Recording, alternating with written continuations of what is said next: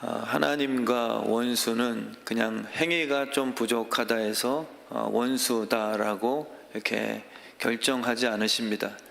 하나님은 원수까지라도 사랑하라 하셨죠. 근데 원수를 삼으실까? 그건 뭔가 말씀에 오류 있는 것이잖아요. 인간에게도 원수를 사랑하라고 말씀해 놓으시고 본인은 원수를 삼는다? 이것이 사실 이렇게 연결성이 없을 수 있습니다. 하나님께서 이 원수라고 하신 그 뜻은 무엇이냐면 하나님을 떠난 상태죠. 그래서 이 원수는 하나님께서 미워하심보다 슬픈 상태입니다. 악한 것으로 말미암아 지배받는 불쌍한 자녀를 지칭하심이죠. 그래서 원수에게 묶인 상태가 우리가 원수가 된 것입니다. 그래서 하나님께서는 그냥 네가 내 원수야 라고 감정 푸시는 그런 내용이 아니라 지금 자녀들을 향해서 멀리 떠나 있는, 나를 떠나서 고생하는 자녀를 바라보시며 너희는 원래 마음으로 원수가 됐다. 그냥 행위적으로 실수가 아니요 마음을 들여다보시죠. 겉으로는 좋은 종교인인 것처럼 이렇게 회치를 하고 다녀도 이렇게 마음이 가룟 유다처럼 예수님 옆에 있었지만 늘 그 마음이 주님의 뜻과 일치가 안 되죠. 참 신기한 일 중에 하나입니다. 예수님 하나님이신데 그분은 오르시잖아요. 그리고 사랑이시고요. 근데 그 말씀을 들을 때마다 기분이 안 좋아요. 그런 분들이 또 계실 수 있어요. 마음의 원수가 된 분들. 그래서 그 원수라는 것은 마음으로 주님의 말씀을 들을 때 그냥 힘든 거예요. 왜냐하면 기분이 언짢습니다. 왜냐하면 내가 신이기 때문에. 하나님이 원수로 삼는다는 것은 네가 신된 상태를 의미하는 거죠. 하나님의 말씀이 들리지 않는 그런 존재를 향해서 이것은 떠난 상태, 마음이 원수가 된 것이다 라고 말씀해 주시죠. 그래서 겉으로 조금 거칠다고 하나님이 폄하시키는 게 아니라 내 뜻이 있거든요. 무슨 사건마다 성령님께 묻는 것이 아니라 내 마음으로 내 고집으로 결정을 해버리죠. 그리고 아무리 목사가 주님의 복음 말씀을 기도 중에 설교를 하더라도 딱 잡고서 놓지를 않습니다. 그래서 이 상태를 우리 골로새서 1장 22절 통해서 깨우쳐 주고 계신 것이죠. 그래서 마음의 원수됨은 고칠 자가 없습니다. 그냥 존재적으로 그렇게 출생하죠. 그래서 하나님을 향해 그냥 미움 자체입니다. 모든 인생들은 그래서 하나님의 존재에 대해서 죄의 증상이다 보니까 그냥 빛을 싫어하는 거예요. 우리가 야행성으로 태어났으니까. 그래서 이 마음의 원수가 된 자들은 아무리 돌을 닦아도 최근에도 불교계에서는 아주 대스님이 나름 뜻을 품고 이렇게 자결을 하듯이 마지막 순간을 마치 자기의 그런 의미를 두어서 이렇게 삶을 마감하셨는데, 그런다 할지라도 이 마음이 신과 원수된 상태는 이렇게 고쳐낼 수가 없어요. 안 바뀌는 거예요. 증상이 안 없어져요.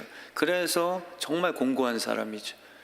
매 순간마다 저게 옳은 것 같은데 근데 제 코에서는 콧물이 자꾸 나오죠. 기침을 안 하는 게 그게 건강 상태인 것 같은데 조금만 또 시간 흐르면 자꾸 재채기가 나오는 그 알러지 현상들. 그러니까 하나님의 말씀대로 살고는 싶은데 계속 음란해지고 그 미움이 튀어나오고, 그러니까 하나님의 말씀의 뜻과 늘 항상 반대되게 살아갈 수밖에 없는 육신의 증상들, 이것을 이렇게 원수의 모습이라고 주님은 말씀하십니다. 그래서 우리 주님께서는 이 원수가 자녀라는 것을 아시고 슬퍼하시는 거예요. 너희는 원수니까 다 죽이겠어가 아니라 원수인데 내 자녀예요. 하나님은 공의의 하나님이시거든요.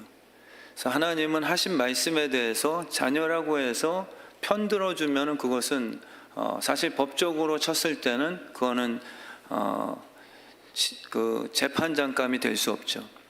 아무리 가까운 사이라 할지라도 관계 때문에 죄를 졌음에도 불구하고 감면시킬 수는 없잖아요. 그러면 공평치 않은 그런 재판장으로 낙인 찍히죠. 하나님께서 선악과 먹지 말라, 먹으면 죽는 것이다 라고 말씀을 하셨는데 그 자녀들이 선악과에 먹고 원수가 됐습니다. 근데 하나님의 마음은 법을 못 지킨 공의의 하나님 심판자보다 얘네를 살리고 싶어하는 부모의 마음을 더 갖고 싶어 하셨어요. 그러니까 교회의 그게 특징입니다.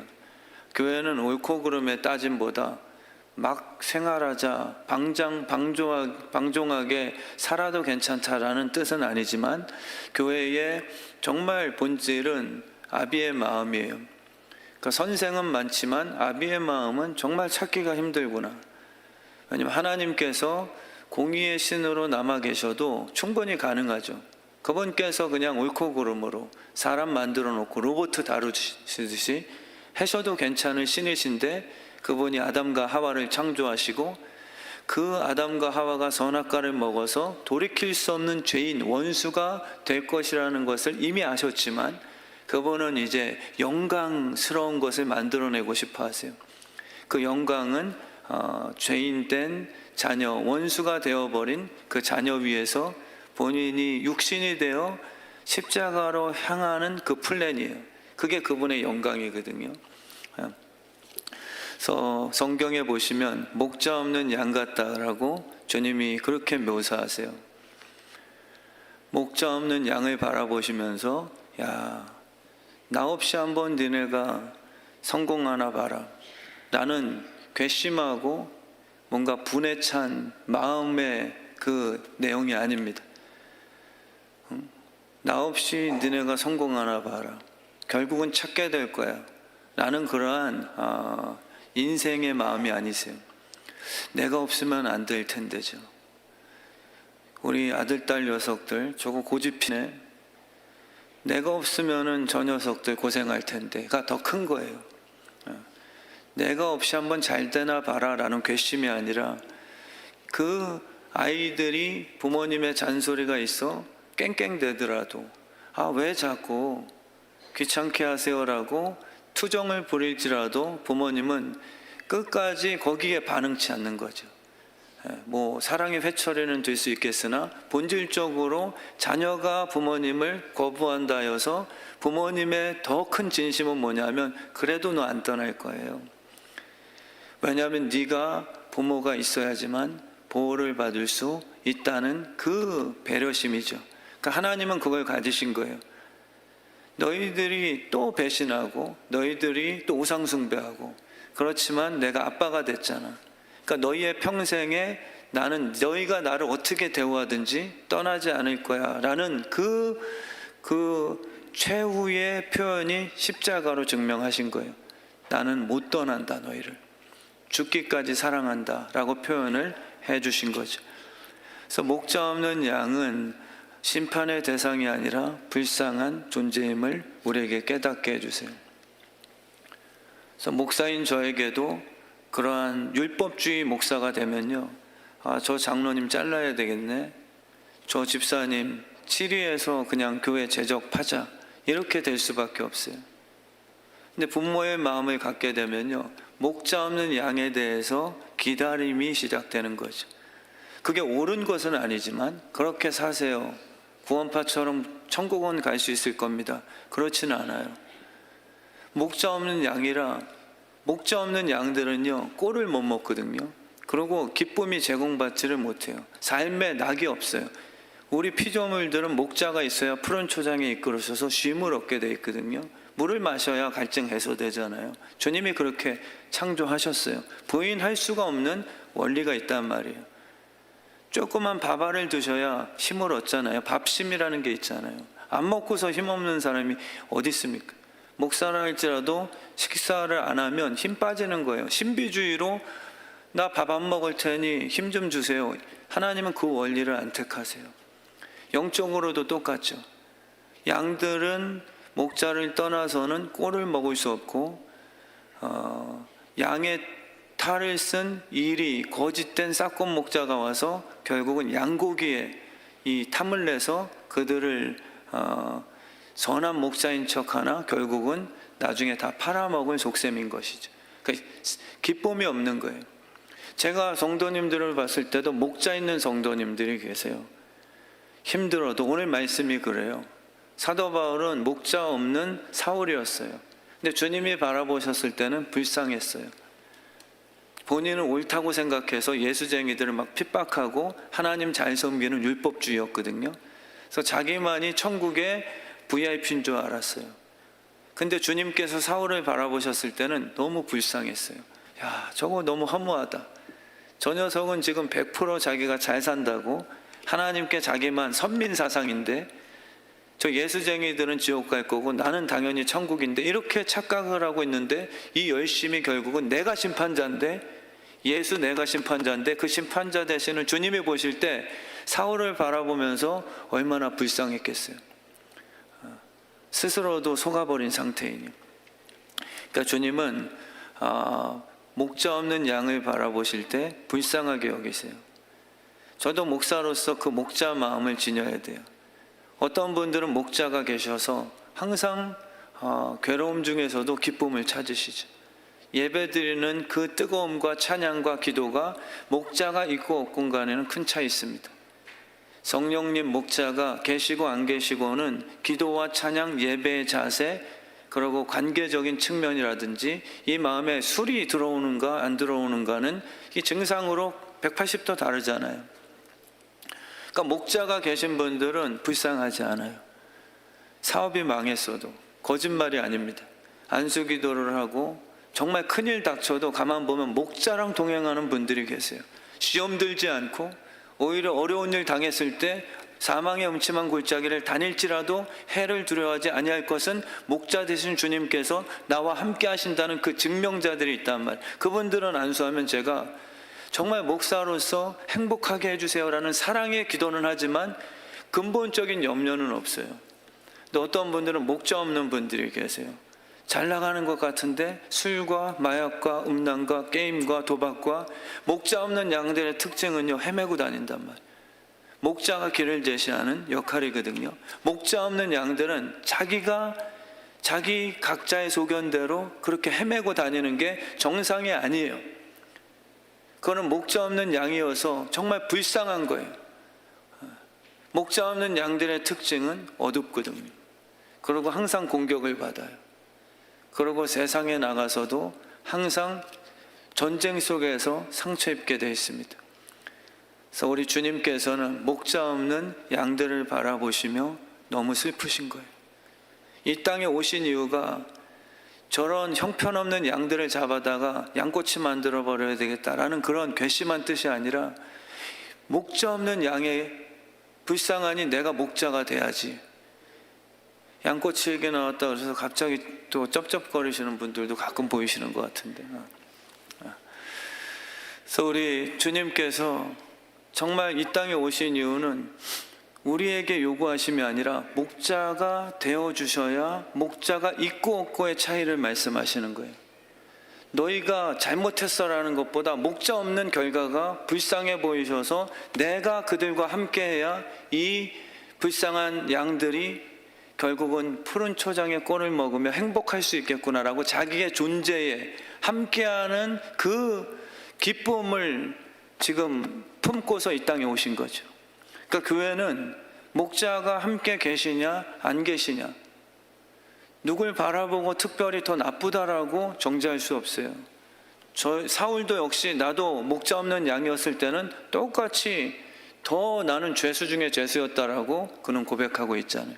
예전에는 나보다 못된 놈을 찾아냈어요.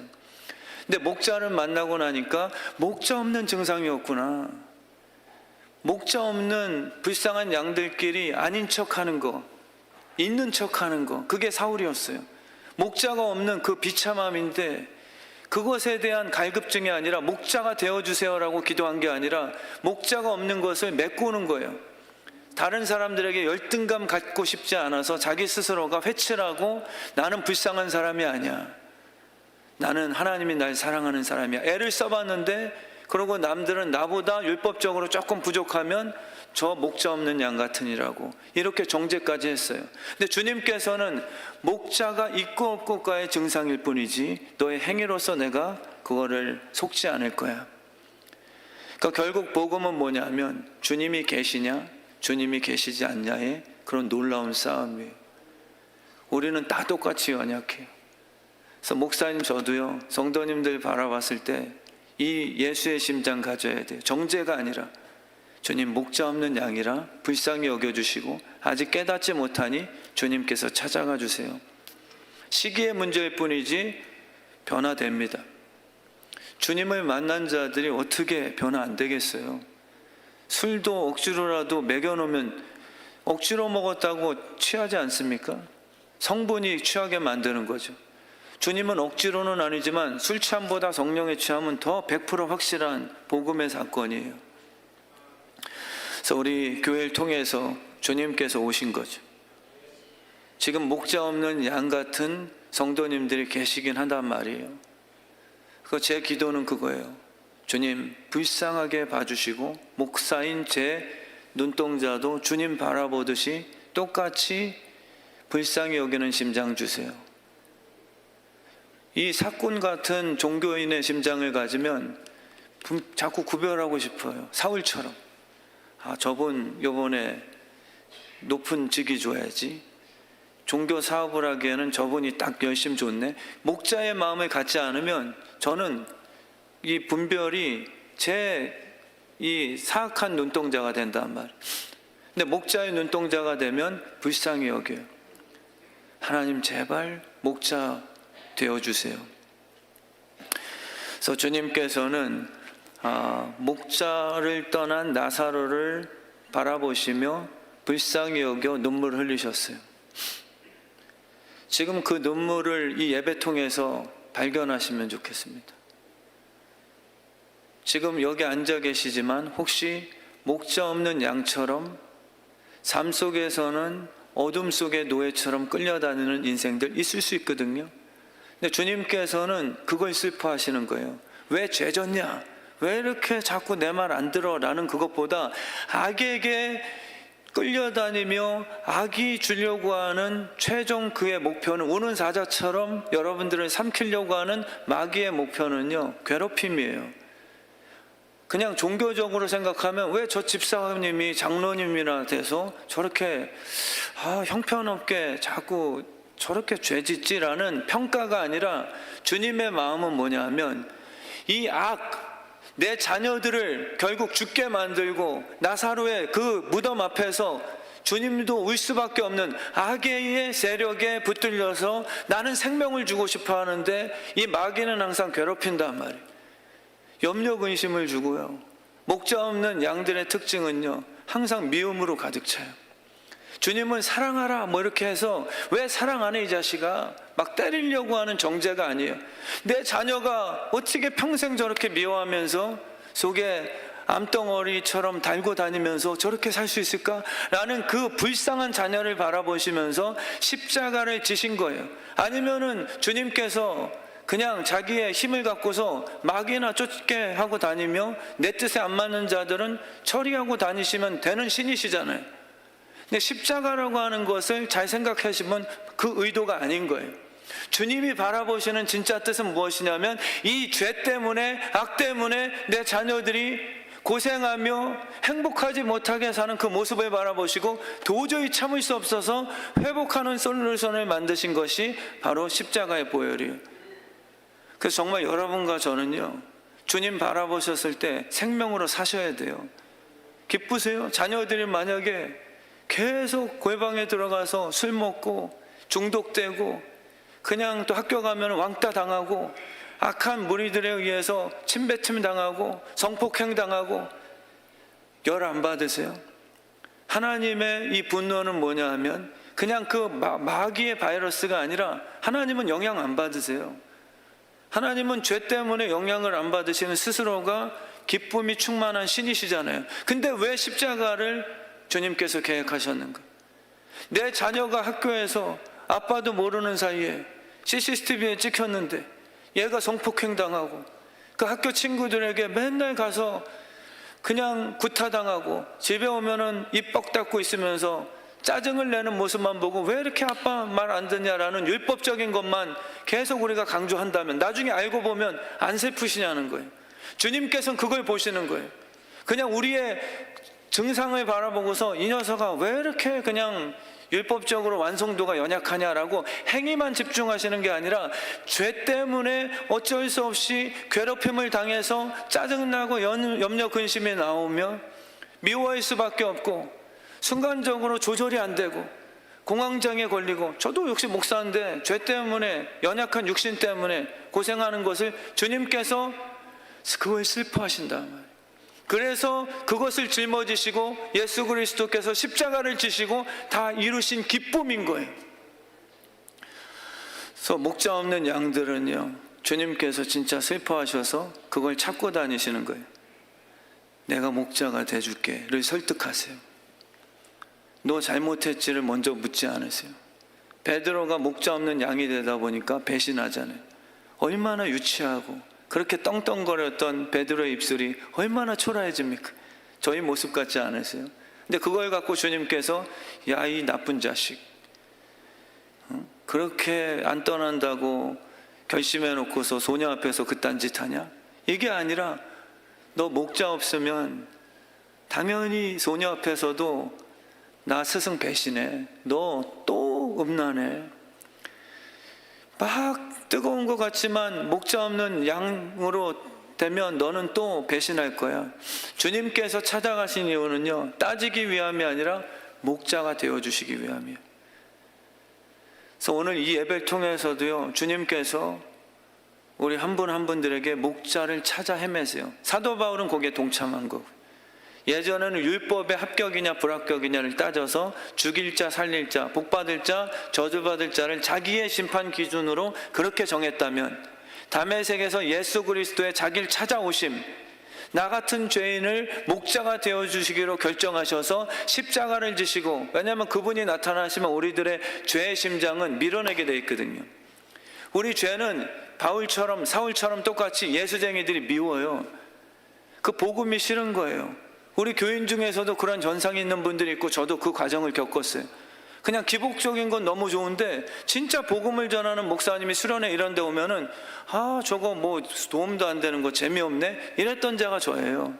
사울이 그랬고요. 뭔가 저게 수익성이나, 우린 선민인데 우리 행위로 말미암아 보상이 있어야 뭔가 짜릿짜릿하지. 근데 사도 바울은 그게 이제 아닌 거예요. 예수 그리스도의 복음, 그분의 십자가의 죽음을 통한 영광스러움을, 고난을 얘기하기 시작하니까 그게 이제는 사도 바울에게는 굉장한 영광이요 기쁨으로 다가오는 거예요. 왜냐하면 그 고난이 죽은 영혼을, 자기처럼 죽었던 자를 살려내는 기쁨을 만들어낼 수 있으니까요.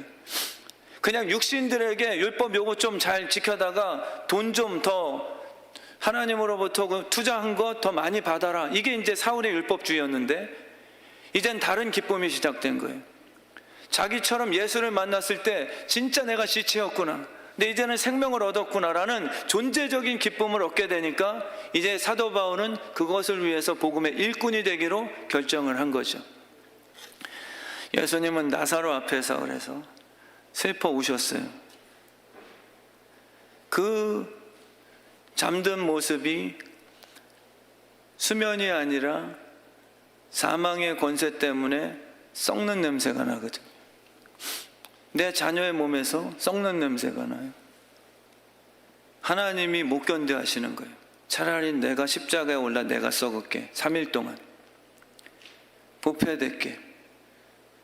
그래서 주님께서 그 나사로의 사망의 권세 때문에 썩는 무덤을 이제는 굿나잇으로 바꿔주신 복음의 사건.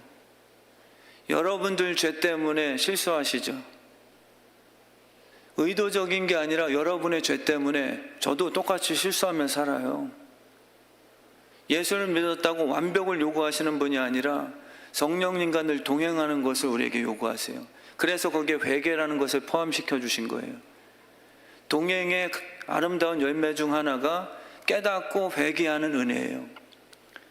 그러니까 예수님께서 나사로의 그 무덤 앞에 서셔서 처음에는 너무 불쌍해 우셨지만 복음의 능력으로 이제는 거룩한 설레임.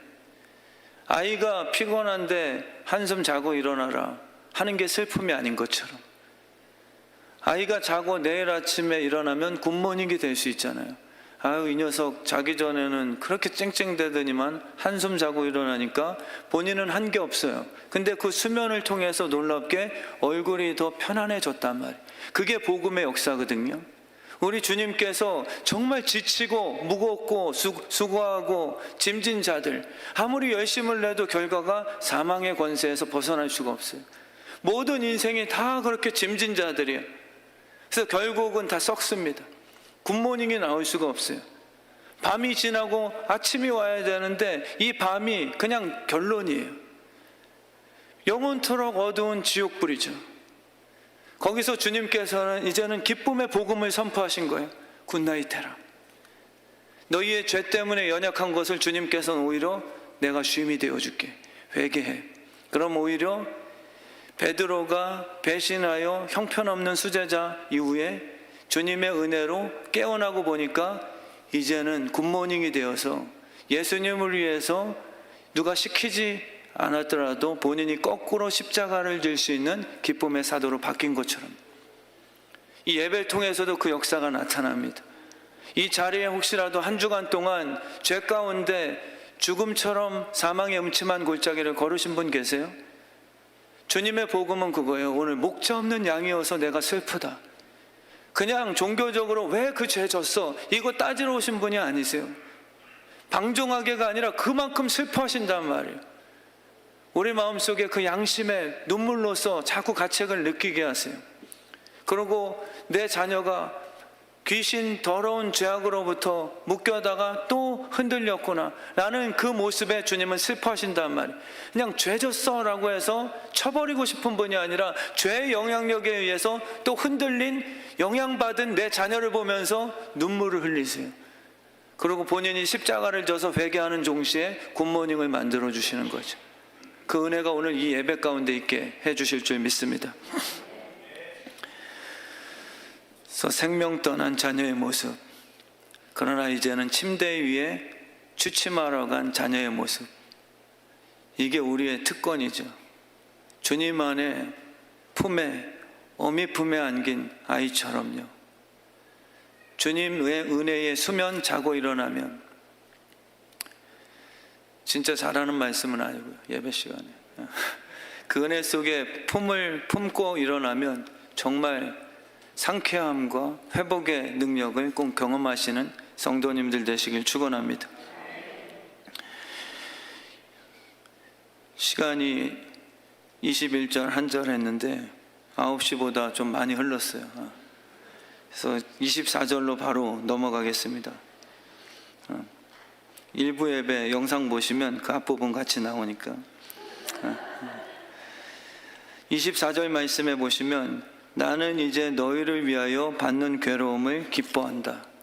그리고 그리스도의 남은 고난을 그의 몸된 교회를 위해서 내 육체에 채우겠습니다. 고난 주유소. 우리의 기도 목표는 뭐냐면, 주님, 이 괴로움 장애 좀 치워주시면 제가 기쁨으로 교회 나갈게요. 이게 우리의 순서죠. 되게 그렇게 기도하죠. 언제 기뻐하냐면 괴로움을 치워주셨을 때 우리는 육신적으로 기뻐해요. 근데 믿지 않는 자들도 어찌 보면 그 기쁨은 똑같은 종류예요. 근데 오늘 사도 바울이 하는 얘기는요, 괴로움을 기뻐한다. 괴로움과 이 기쁨의 단어는 이렇게 만날 수 없는 거예요. 우리도 그렇게 안 배웠잖아요. 성령님 의지하면 괴로움 없애주십니다가 항상 들어왔던 설교 패턴일 수 있잖아요. 근데 사도 바울은 성경을 통해 괴로움을 기뻐한대요. 그러니까 하나님이 주시는 것은요, 괴로움을 치워주시는 게 아니라 괴로움 중에 기뻐하는 수준 높고 신비스러운 아비의 마음을 주시는 거죠. 눈물이 나는 거예요. 괴롭게 일하는데 나 혼자면 이런 고생 안 해도 처자식이 딸려 있기에 부모로서 괴로운 직장 생활이어도 그 자체가 쉬운 일은 아니지만 월급날 자녀들이 원하는 것을 사줄 수 있는 아빠의 그 넉넉함에 이전의 괴로움들을 잊게 하는 기쁨의 수치가 더 높은 것을 주님이 말씀을 하시는 거예요. 은혜라는 것은요, 괴로움 없이 무조건 하나님께서 교회를 신비주의적으로 막 쏟아 부어주심이 아닙니다. 우리 교회가 진짜 복음의 열매가 충실하기 위해서는요, 괴로움을 기쁨으로 감수하고자 하는 아비의 마음을 품은 성실한 일꾼들, 복음의 일꾼이에요. 복음은 기쁨이거든요. 근데 일꾼은 힘든 거예요. 이 복음을 위해서 괴로운 일들을, 저희 교회는 장로님들이 화장실 청소하시잖아요. 그거 쉽지 않잖아요. 괴로운 일이에요. 세상 나가면 부장님, 사장님 다 그래요. 근데 그 괴로움의 그 일들을 기쁨으로 너희들을 위해서라는 그 공식을 갖고서 헌신하는 직분자들, 일꾼들이 많아질수록 저희 교회는요, 행복한 공동체가 되는 거예요. 그런 행복의 열매는 괴로운 일을 내가 기쁨으로 너희들을 위해서 순종하겠습니다라는 일꾼들이 있을 때 하나님께서 부어주시는 축복이죠. 저도 목사로서 하나님 그런 기쁨 주세요. 일이 항상 재밌는 거 아니에요. 세상은 그렇죠. 즐거운 일을 해라. 즐거운 일을 해야 그게 성공이다. 근데 살아보니까 진짜 안 그렇잖아요. 즐거운 일을 해도 돈이 안 벌릴 때가 또 있어요. 돈을 벌어서 즐거운 일을 하는 거랑 다른 거예요. 근데 이게 믿음 안에서는 뭐냐면 기쁨의 수치를 높여라가 주님 주시는 정답이에요. 세상의 일들은 수고로움이 있다. 그러나 그 수고가 억울함이 아니라 너희들을 살리기 위한 복음의 열매이므로 내가 기꺼이 감수하겠습니다라고 하는 성숙함을 얘기하시는 거예요. 받은 괴로움을 제거하는 게 아니라 기쁨을 항상 우리에게 제공해 주시는 그런 교회 공동체 됐으면 좋겠습니다. 괴로움이에요, 다요. 어제도 그 하러스 목장이 추수감사절 때 1등을 해서 상급이 뭐냐면 담임 목사와 2시간 식사 같이 하기, 그 상품이었거든요. 그 저를 초청을 했어요. 근데 거기 가니까 완전히 뷔페 식당처럼 멋지게 크리스마스 파티 분위기를 한껏 냈어요. 정말 다양하게. 근데 그것도 차리는 게 제가 봤을 땐 간단하게 하세요, 집사님. 그러니까 뭔가 자랑을 위한 사치와 과한 거는 옳은 게 아닐 수도 있지만 괴로움이 기쁨이 되어 부모님이 자녀들을 위해서 뭔가 해주는 것에 대해서는 괴로워도 기쁨이 더 큰 거잖아요. 그러니까 그걸 부목자님은 그걸 차리면서 제 앞에서도 너무 행복해 하시는 거예요. 그러니까 우리는 이 괴로움이 해소가 돼야 기쁨의 교회 공동체라는 착각 속에 신비주의가 되고 싶어 하는 거죠. 마약으로 얻어지는 그러한 너무 쉬운 방법들. 근데 주님의 원리는 그게 아닙니다.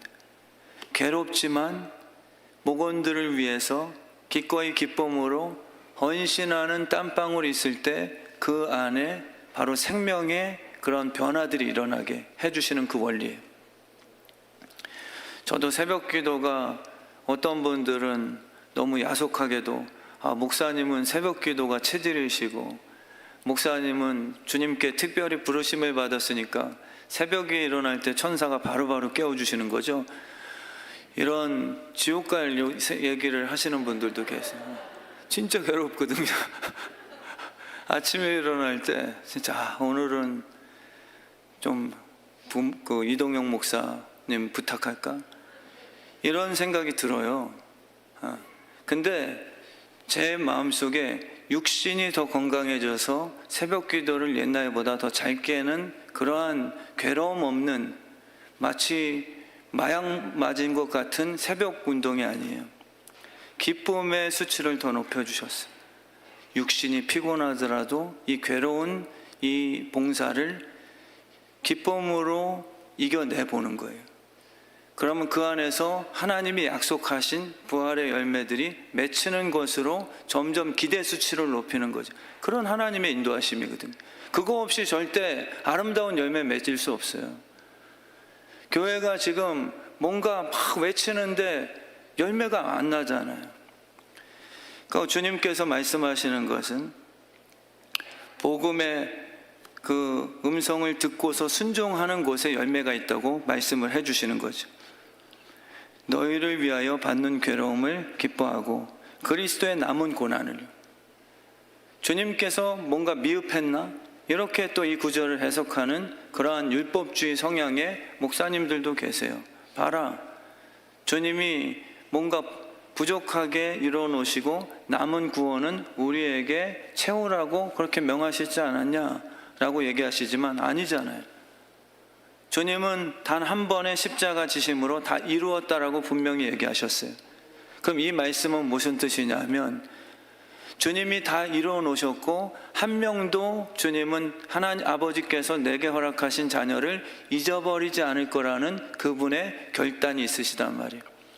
그 사도 바울은 이 24절 말씀을 기록한 그 참뜻은 무엇이냐면요, 100명의 내 자녀들이 세월호 타다가 바다에 다 빠졌어요. 근데 90명 정도 꺼냈어요. 그때 우리는 그냥 구조대원 일꾼이면요, 다 할 만큼 했어, 이렇게 끝낼 수 있는 시점이 온단 말이에요. 남은 고난에 대해서는 당신이 하세요라고 바톤 터치할 수도 있어요. 근데 사도 바울은 그게 아니에요. 부모의 심장을 가져서 이제는 그 빠진 자녀들이 구조대원으로 그냥 내 할만치 했어, 여기서 끝낼 거야 라는 그러한 어떤 싹을 바라는 직업군이 아니라 남은 한 명까지, 나는 이 남은 고난까지 다 내가 충분히 채워 넣을 거야 라는 사랑의 고백이에요. 이건 부족한 것에 대해서 야, 예수 믿으면 고난을 채워 넣어야 되냐? 이게 아니라 사랑하는 사람을 살려내기 위해서는 반드시 방해하는 사단의 공격은 당연히 만날 수밖에 없다는 그 인정함이에요. 그래서 우리 주의 뜻 성함교회 성도님들이 정말 너희를 위하여 괴로움을 기뻐하고 그리스도의 남은 그 고난 남아 있어야 돼요. 여기서 됐다 하시는 것은 아비의 마음이 아닙니다. 사도 바울이 그래서 나는 달려갈 경주, 1등 하겠다, 내가 금메달 따야지 라는 자기 욕심이 아니에요. 나는 천국 가고 싶다 그랬거든요. 삼층천도 갔다 왔어. 나는 주님도 만났어요. 그리고 이 땅이 너무 괴로워요. 왜냐하면 사도 바울도 오늘 표현에 괴로움이라고 정확히 표현하니까요. 근데 이 괴로움을 나는 기뻐하기로 결정했다, 너희들을 위해서 라고 정확하게 현실적으로 표현을 했죠. 사도 바울은 삼층천 갔다 오고 천국 가는 게 훨씬, 내 입장에서는 훨씬 낫다. 그러나 내가 이 땅에 남게 하신 그 이유는 그리스도의 남은 고난을 채우기 위함인데, 그 사명은 무엇이냐면 여전히 나를 통해서 살려낼 불쌍한 하나님의 자녀가 있기 때문에. 근데 우리는 기도하고서 나 10조 좀 주세요라고 10조 딱 받아버리면 이제 나는 더 이상 안 해버리잖아요. 탕자처럼요. 아버지 돈 좀 주세요라고 하고 돈을 받아 놓으면 우리는 이제 거기서부터 끝난단 말이에요. 아버지를 떠나요. 근데 그게 아닌 거예요. 사도 바울은 진짜 이 땅에 사는 이유가 남아 있어야 돼요. 저도 목사로서 교회가 완전히 이제 제 꿈이거든요. 주님께서 저를 부르실 때까지는 항상 이 고백처럼 그리스도의 남은 고난이 새벽을 끝까지 채워야 돼요. 제가요, 한 분이라도 아직 구원받지 못한 사람을 보내주신다면 저는 그 일이 남아 있어야 행복한 거예요.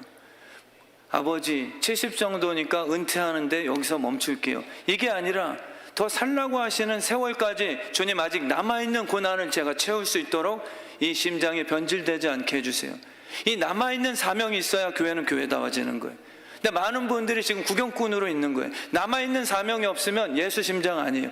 자녀가 한 명 아직 안 돌아왔는데 한 명 정도는 괜찮아, 99명 자녀 있으면 됐지, 이럴 부모 계세요? 희한하게 존재는요, 99명이 살아있어도 한 명 아직 못 찾은 자녀 때문에 밤잠을 못 자는 게 주님의 심장이었단 말이에요. 99마리 지금 집에 있는 그런 양들 내버려 두고서 한 마리 잃어버린 양을 향해서 남은 고난이 있단 말이에요. 산을 넘고 바다를 넘어 쉬어 뭐 이렇게 그 서세원 씨처럼 주님께서 넘어가시는 거예요. 사도 바울이 그걸 얘기하는 거죠. 이 땅에 사는 동안에는 은퇴 없다. 물론 직업적으로 또 오해하지 마세요. 김철민 목사가 또 은퇴 안 한다 그런다 뭐 이렇게 또 뭐 이 뜻이 아니라, 우리에게 생명 주시는 한 아비의 마음이라면 여전히 아직 구원받지 못하고 아파하는 영혼들이 있어요. 원진이가 있고 또 우리 지금 자녀들, 나오지 않는 자녀들, 저를 통해서 하고자 하시는 일이 분명히 부르심에 합당한 사명이 있죠. 다 있으세요. 근데 우리 육신이 편하고자 해서 예수 그리스도의 심장이 아니라 이 마음이 하나님과 원수가 되면 나타나는 증상 중에 하나가, 내가 이 정도면 됐다 하고 신이 되어버려서 여기서 멈춰버리는 증상이에요. 그래서 교회를 다니셔도 헌신도가 없습니다. 교회를 다니셔도 한 명 전도하는 것을 하지 나만 구원받았으면 끝이야. 이것은 사도 바울의 그런 고백이 아니라 사울의 가능성이 많죠. 나는 하나님의 자녀고 너희들은 죽여버려야 되는 예수쟁이들. 이런 심장은 있을 수가 없습니다. 정말 예수 그리스도의 심장을 저희가 받게 되면요, 남은 고난을 다 채우기를 진심으로 원할 수밖에 없는 아비의 심장이에요. 주님, 저 한 명 찾을 때까지는 주님의, 그래서 이건 결단이에요.